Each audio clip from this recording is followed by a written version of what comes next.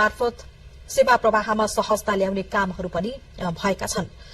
त्यसैगरी यो विशेष गरेर सामुदायिक विद्यालयहरूमा शुक्रबार विद्यार्थीलाई पाठ्यपुस्तक भन्दा पनि बाहिरका प्रयोगात्मक र सृजनात्मक सिप सिकाउने उद्देश्यले पाठ्यपुस्तक रहित शुक्रबारको शुरूआत पनि उहाँले गर्नुभयो र यसरी संस्थागत अर्थात निजी विद्यालयहरूले 10% छात्रवृत्ति अनिवार्य रूपमा उपलब्ध गराउनुपर्ने नियमलाई पनि उहाँले कडाईका साथ लागू गर्नु भएको थियो। धन्यवाद दिन चाहन्छु।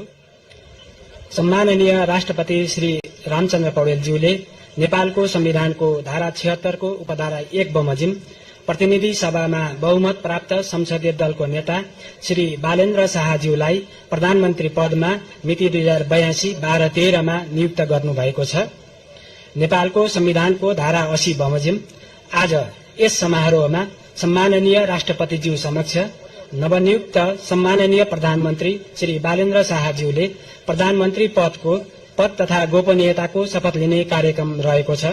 यस कार्यक्रमका लागि आयोजित यस समारोहमा राष्ट्रपतिको कार्यालयको आमन्त्रणलाई स्वीकार गरी उपस्थित हुनुभएका सम्पूर्ण विशिष्ट महानुभावहरूमा म हार्दिक स्वागत गर्न चाहन्छु।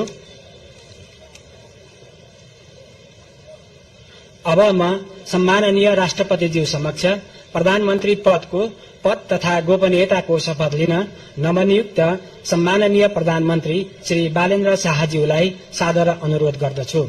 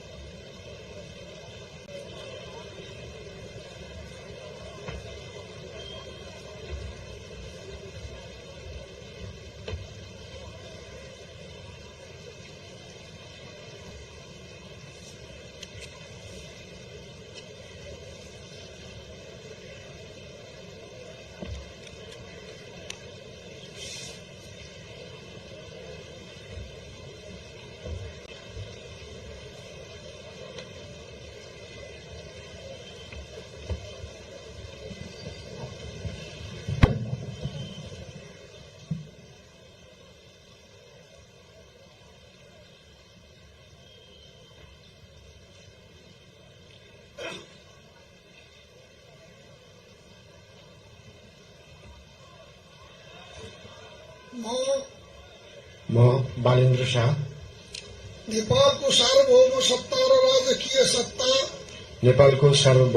र राजकीय सत्ता नेपाली जनतामा निहित रहेको नेपालको संविधान प्रति पूर्ण वफादार रही सत्यनिष्ठापूर्वक प्रतिज्ञा गर्दै ईश्वर देश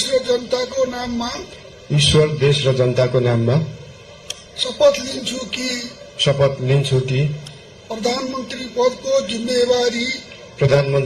जिम्मेवारी प्रचलित कानूनको पालना गरी मुलुक र जनताको भलो चिताई कसैको डर नमानी पक्षपात नगरी पूर्वाग्रह वा खराब भावना नलिई ईमानदारीका साथ गर्नेछु र आफ्नो कर्तव्य पालनको सिलसिलामा आफूलाई जानकारीमा आएको कुरा म पदमा बहाल रहँदा वा नरहँदा जुनसुकै अवस्थामा पनि प्रचलित कानूनको पालना गर्दा बाहेक अरू अवस्थामा कुनै किसिमबाट पनि प्रकट वा संकेत गर्ने छैन। धन्यवाद। यसपछि नवनियुक्त सम्माननीय प्रधानमन्त्रीज्यूलाई आफ्नो आसनमा रही शपथ पत्रमा हस्ताक्षर गरिदिनु हुन अनुरोध गर्दछु।